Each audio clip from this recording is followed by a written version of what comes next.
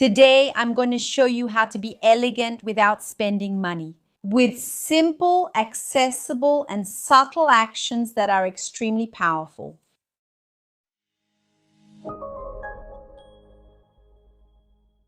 Hi, how are you? I'm Juliana Santiago. I'm a teacher and etiquette consultant and the founder here at the Institute of Etiquette and Protocol. And today we're going to talk a little more about how to be elegant without spending money. Unfortunately, many people still think that being elegant means having a designer bag, dressing well, or even wearing a blazer, but that's not really the case. Being an elegant person is much more about the way you behave, how you present yourself, your attitude, and the way you are in your daily life. And these are simple, subtle things that are easy to apply, but unfortunately, we often forget that they make a difference in our daily lives and in how people observe and interpret us. So today I put together a compilation, a summary, and we're going to talk more about this. The first thing is posture and presence. So the way you present yourself in front of another person already says a lot about you. So if you're someone who's always sitting like this, extremely slouched, uninterested, you don't look at the person, you don't show that care. When you present yourself to others, showing that you are present in that environment, in that conversation, in that moment, it makes people not see you as elegant, much less polite. So you need to pay attention to how you carry yourself in different settings, how you sit, how you walk. So, for example, your gaze should always be parallel to the ground, never directed at the ceiling, never directed at the floor, always parallel to the ground. So it's important that you pay attention to these details. Always think about how you would want people to act around you and what would make you feel comfortable talking to someone. And then you try to apply that in your daily life. So is it maintaining eye contact? Is it a smile? What makes you feel good? This will already bring some aspects of posture and presence that you can start changing today. The way you speak is also another very important aspect that we need to include in this video. So if you're someone who shouts, speaks very loudly, speaks very quickly, or even speaks very slowly, someone who interrupts too much during a conversation, all of these are characteristics that make people lose interest in being there near you. So don't just be interesting to yourself, but make it so people want to be there by your side. So be very careful. Start making a habit of speaking more softly if you tend to speak very loudly, or if you notice that you speak very loudly. Are you unsure? Are you speaking too loudly? Are you speaking too softly? Ask someone you trust, someone close to you who you know will give you honest and real feedback. So it's something that can be valid in that sense, you know? Another thing is discretion. An elegant person is totally discreet, right? So it's not someone who talks too much about their life, who brags, talks about financial matters, talks about how much things cost, how much experiences cost. So just be natural, you know? Be careful not to draw attention to yourself. Protect your privacy, you know? Be a discreet person. Don't expose your life too much. This will help you a lot, not only to be a more elegant person, but also to avoid regretting saying too much, you know? Sometimes we get carried away, talk too much about our lives, and then we end up regretting it.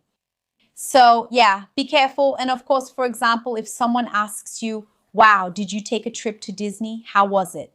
You tell them, you mention it, but it's very different to say, wow, I went to Disney. It was super cool. The kids loved it. Than to say, wow, I went to Disney. I stayed at a hotel inside the Disney complex, which is a 5-star hotel where only famous people stay.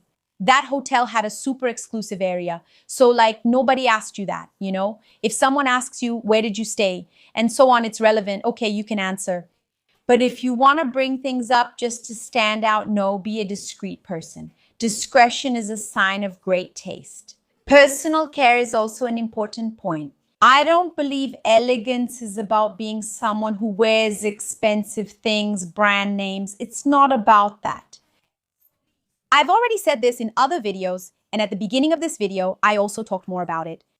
But your personal image and especially personal care says a lot about you. So, like, your hygiene needs to be up to date. Your clothes can't be torn, wrinkled clothes, bad breath, that personal care, that basic daily hygiene. It's easy to maintain. So, like, for example, your hair, if your hair is dirty, it smells bad. I even have a somewhat personal story. Once I went to an event with several businesswomen, and one of them, her hair was just oily. And when you got close to her, it smelled bad. So that's not going to give a positive impression of you. And it's something that's really easy to fix, right? You just need to wash your hair. So these are the things we need to pay attention to and maintain: politeness and good manners. I always talk a lot about etiquette and elegance here, but good manners are something truly essential. It's interesting for us to see what the difference is, right? Especially between etiquette and good manners. Good manners are what is expected, what people anticipate you will do.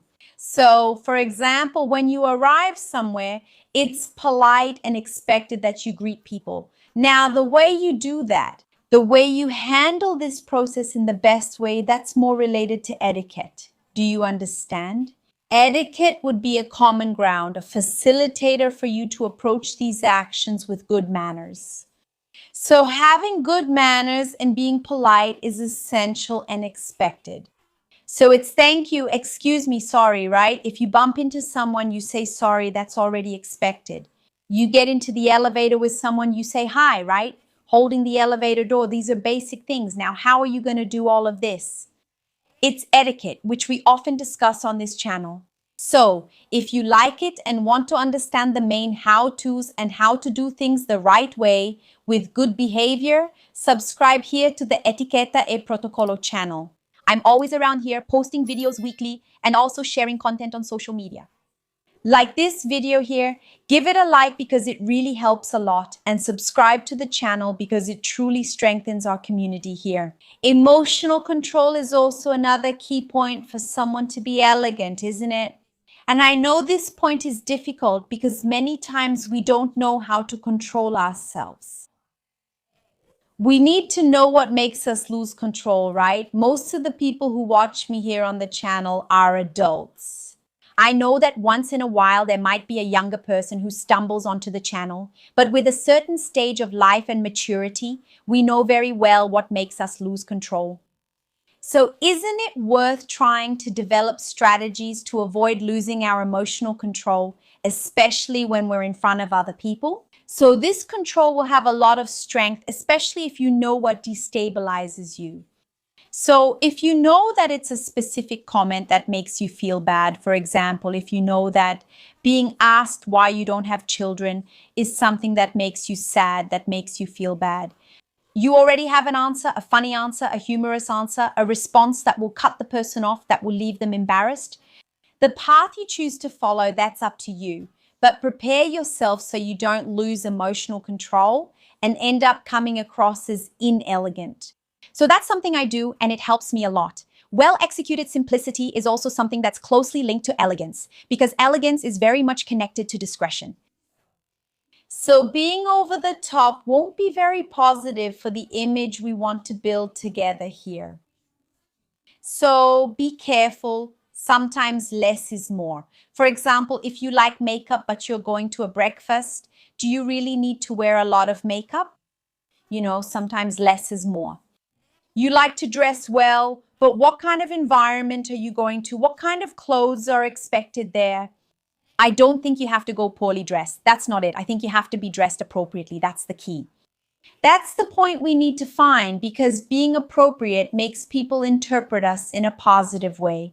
And this appropriateness also applies if you're always underdressed.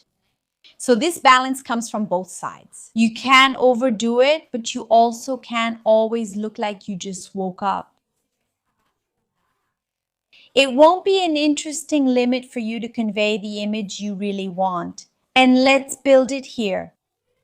Here, we're not talking about money, we're talking about appropriateness. Still talking about appropriateness, I mentioned appropriateness in terms of clothing, but we also have appropriateness in behavior. So, an elegant woman She knows how to adapt. She knows how to be in an environment the right way. She knows what to do in a restaurant, what to do and what not to do at a party. She has at least basic notions of table manners. She knows how to eat difficult foods. She doesn't get embarrassed. And that's why if you really want to build this elegance and not embarrass yourself, it's better to invest in knowledge than in clothes, shoes, or accessories that you think might project that image. I have my Etiquette and Good Manners course, which is one of the most complete programs on the market today. It talks about behavior, how to have conversations, table manners, etiquette in restaurants, etiquette at parties, digital etiquette online, and on WhatsApp. All of this is included in our course. And for you to join, we have the QR code right here. So point your phone at this QR code or click the first link in the description on the screen to take part in our trainings. Respect for others is also related to this elegance without spending money. So I think we can reflect a bit on respecting people and respecting other people's space.